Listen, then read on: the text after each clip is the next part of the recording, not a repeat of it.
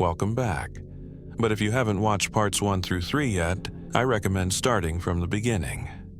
Trust me, you'll want to know how we got to this point. The link to part 1 is in the top right corner now. Things are only getting darker from here. Let's continue. I moved cautiously through the woods, the damp earth muffling my footsteps. The shortcut I was following had been a lifeline for me and my friends in better times. A hidden path winding through the dense trees, leading straight to the old bridge. We used to play soldiers here, using sticks for rifles and tin cans for grenades. Tommy's uncle, a grizzled veteran, would regale us with tales of his time in the army, turning our games into a kind of boot camp. I paused, leaning against a tree as the weight of everything pressed down on me. How long had it been? How many hours have passed? I couldn't be sure. My phone was dead, and the pitch-black sky showed no sign of dawn breaking anytime soon. It was fall, and the nights lingered longer, colder and darker. The chill seeped through my soaked clothes, making me shiver as I gripped the revolver tightly in my hand. That's when I heard it. Faint footsteps ahead. I froze, crouching low behind a cluster of bushes, my breath slowing. Squinting through the darkness, I spotted the figure of a man, silhouetted against the faint glow of a flashlight beam. It was an officer, clad in standard-issue gear and holding a rifle at the ready. My first instinct was relief. Help, finally. But then I hesitated. My gut churned as I recalled the janitor's cryptic warning. The officer's voice crackled through the silence, speaking into a walkie-talkie clipped to his shoulder. I couldn't make out the words, but the tone was calm, almost casual. I watched closely as the officer turned slightly, revealing a youthful face. He looked barely older than me, early 20s at most. A rookie, I guessed. Heart pounding, I decided I needed answers. If the janitor's vague warnings had any truth to them, I couldn't risk walking away. Gripping the revolver firmly, I began to move, inching forward as silently as I could. I avoided twigs and dry leaves, moving with a focus I didn't know I possessed. This is it, I thought. Play soldier. When I was close enough, I stood upright and leveled the revolver at the back of the officer's head. The click of the safety being pulled back broke the stillness like a thunderclap. "Don't move," I ordered. The officer stiffened, his body going rigid. The flashlight fell to the ground, casting erratic beams of light across the forest floor. "Tell your buddy on the walkie that everything's fine," I demanded. The walkie-talkie crackled again, a voice on the other end saying, "Jay, you good?" I pressed the barrel of the revolver against the back of the officer's head, my grip tightening. "Answer him," I hissed. "Tell him you're fine, now." The officer, his voice trembling, reached for the walkie-talkie slowly. "I'm fine," he said, forcing steadiness into his tone. I thought I saw something, but all good. The voice on the other end paused for a moment before replying. "Copy that. Stay sharp, boy." The line went silent. I exhaled, my mind racing, dropped the rifle, slowly. The officer complied, lowering the rifle to the ground with deliberate care. I kicked it out of reach, my eyes never leaving him. "What's going on?" I asked. "What the hell is happening out here? Why is everything falling apart?" The officer turned his head slightly, enough for me to catch a glimpse of his pale, frightened face. I don't know much," he stammered. "I swear, man, I'm just following orders." "What orders?" I barked. "They don't tell us everything," the officer pleaded, his voice breaking. "The mayor just told us to secure the area and to bring everyone to the safe zone. That's all I know. I didn't sign up for this. I just wanted to do my job. Now it's all gone to hell." He swallowed hard, his Adam's apple bobbing. "I want it to be over too, man, I swear."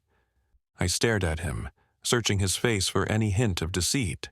The guy looked genuinely terrified, his fear mirroring my own. For a moment, the two of us stood in silence, the rain pattering softly around us. I lowered the revolver slightly, though I didn't let my guard down. "All right," I said finally. "Just don't tell on me." "Huh?" Before the rookie could react, I swung the butt of the revolver, striking the side of his head. The officer crumpled to the ground with a soft groan. I crouched beside him, checking to make sure he was just unconscious. The guy was breathing steadily, though a welt was already forming where the revolver had struck. I grabbed the rifle and slung it over my shoulder. I picked up the walkie-talkie, hesitating for a moment as I considered whether it might lead to more trouble. Deciding it was worth the risk, I clipped it to my belt. Every tool counted now. "I'm sorry," I said quietly, glancing down at the unconscious officer one last time. I then stepped over him and continued through the woods, moving swiftly but carefully. The bridge wasn't far now. I pushed forward, my mind set on reuniting with everyone, and on whatever answers lay ahead. I trudged down the muddy hill, my legs aching from exhaustion, the rifle slung over my shoulder weighing me down. The faint outline of the bridge appeared through the mist and rain, a small glimmer of hope. Relief began to seep into my tired muscles, but as I reached the bottom of the hill, the sight that greeted me froze me in my tracks. My friends were all on their knees, hands clasped tightly behind their heads. The school bus loomed behind them, its yellow frame streaked with dirt and rain. Two officers stood a few feet away, rifles slung across their backs, their voices raised in a heated argument that I couldn't make out over the sound of the rain. My eyes darted to Ashley. She was standing, her posture defiant, arms crossed over her chest as she faced the officers. Even from the distance, I could see her lips moving, arguing back, her voice cutting through the tension. I crouched low, my heart hammering as I observed the scene. What the hell was going on? I adjusted my grip on the rifle, creeping closer to get within earshot. "You don't understand." Ashley's voice was fierce, her words sharp. "I need to speak with my dad. He's the sheriff. He'll tell you this is all a mistake." One of the officers, a burly man with a shaved head, shook his head firmly. "We've got orders to detain anyone we find. We're not going to hurt you, Miss Prescott. Your father told us to keep you safe." Ashley's voice rose, unwavering. "Keep me safe? I was home alone all night. I don't believe a word you say." I clenched my jaw, my blood boiling at the sight of everyone being helpless. I couldn't stand by any longer. I reached for the walkie-talkie I had taken earlier. I pressed the button, keeping my voice low but firm, mimicking the officer's tone. "Unit 4, we've got movement near the perimeter. Possible hostiles. Check it out as soon as possible." I released the button, my voice echoing faintly from the other officers' radios. Both men stiffened, and the one with his hand on his sidearm instinctively grabbing the device on his vest. "What the hell? That's not from our unit," he said, looking around sharply. I seized the moment of confusion. I raised the rifle, aiming for the more burly officer first. My hands were steady, fueled by desperation and determination. I fired, the sound cracking through the rain-soaked air. The shot hit the officer square in the shoulder, knocking him to the ground with a pained yell. "Get down!" I shouted to my friends, my voice cutting through the chaos. The other officer whirled around, his rifle coming up, but I didn't give him a chance. I fired again, this time grazing the man's leg. The officer dropped his weapon, clutching his thigh as he fell to his knees. I sprinted down the hill, keeping the rifle aimed on the men. My friends scrambled to their feet, Kev and Tommy immediately rushing toward the dropped weapons. "Casey!" Demi cried, running towards me, her face a mix of relief and fear. "Not yet," I barked, keeping my focus on the officers. The injured officer groaned, glaring up at me. "You have no idea what you're doing, kid." "Yeah? Neither do you," I spat, stepping back to join my friends as they armed themselves. The second officer raised a hand. "We didn't want to hurt them, okay? We're just following orders. You don't understand. This isn't what it looks like." "Then make me understand," I shouted back. The officer opened his mouth but hesitated, his eyes darting to his partner. "It's the mayor's fault, that's all I can say." For a moment, there was only the sound of the rain, when all of a sudden Greg grabbed the pistol from the officer's holster. "Like hell, that's all you can say," Greg snapped, pointing the sidearm at the officer. "Greg, stop!" Claire shouted, grabbing his arm. "We need to go, now!" My eyes flicked to the woods. The distant sound of groans and screeches carried on the wind, faint but unmistakable. Lurkers. "Let's move," I said firmly, pulling Demi along as we all hurried to the bus. I kept the rifle aimed at the officers as they backed away. Once everyone was on board, Greg floored the gas, the bus rumbling forward toward the bridge. The school bus rumbled down the rain-slicked road, the interior lit faintly by the weak glow of overhead lights. Our group sat scattered across the seats, everyone's faces marked with exhaustion and tension. I leaned back in my seat, Ashley sitting beside me with her head resting against my shoulder. The revolver I'd taken was tucked securely in my waistband, while the rifle rested on the seat next to me. "So," Kev broke the silence, looking over at me. "What the hell happened while you were off playing action hero?" I rubbed the back of my neck, trying to organize my thoughts. I ran through the woods, made it to the power plant, and managed to distract the lurkers enough to double back and make a break for the bridge. "Lurkers in the rain," Tommy muttered. "Sounds like a movie title." I shook my head. Wasn't as fun as it sounds. Anyway, I ran into this rookie cop near the bridge. He was talking to someone on a walkie-talkie, and it sounded like, I don't know, like they were working together to round people up. He didn't know much, but he mentioned they were supposed to bring everyone to a safe zone. He didn't say where, though. "Safe zone?" Claire leaned forward. "What does that even mean? Are they trying to help people, or—" "Control them," Demi interjected, her tone grim. "They had us all on our knees with guns pointed at us. That doesn't scream safe." Greg nodded, gripping the steering wheel tightly as he kept his eyes on the road. "When they stopped us, they kept going on about orders. They didn't even tell us where they were taking us, just that we had to comply." "And you?" I glanced at Ashley. Ashley straightened up, her voice calm but firm. "They said they wouldn't hurt me because of my dad, but when I pushed them to let all of us go, they just dodged the question. It's like they were scared of disobeying orders." We all fell into a brief silence, the weight of the mayor's involvement sinking in. "It all comes back to that house," Wes finally said, his voice tense. "Why did everything start there? And what exactly happened on the third floor?" "Not to mention our parents," Claire said softly. "No one's been able to reach them except for Tommy's uncle, and my mom isn't exactly the type to just disappear." Tommy crossed his arms, staring at the floor of the bus. "My uncle's the only one who ever had beef with the mayor. Always told me the guy was bad news, but he never really got into why. Just that he hated him enough to leave town and hole up on the farm after my aunt passed. Maybe he knows something." "We're sure as hell about to find out," I said, glancing at Greg. "How much further?" "Not long now," he replied, his knuckles white as he gripped the wheel.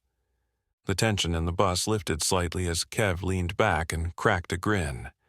"Well, this sure beats sitting in a basement all day. I feel like we're in some Netflix apocalypse movie." Tommy smirked. "Yeah, Apocalypse High. Starring us as the unlucky seniors who just wanted to graduate. "Can we not jinx it?"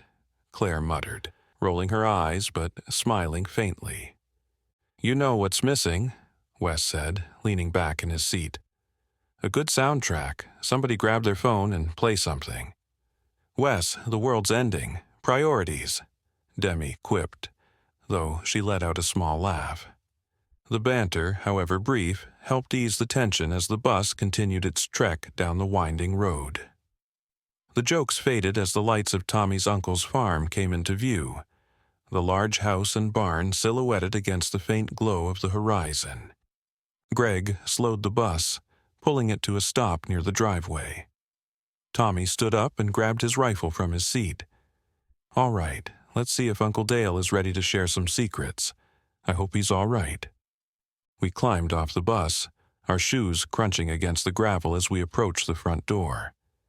I took a deep breath, looking around the eerily quiet farm, and prepared myself for what we might uncover.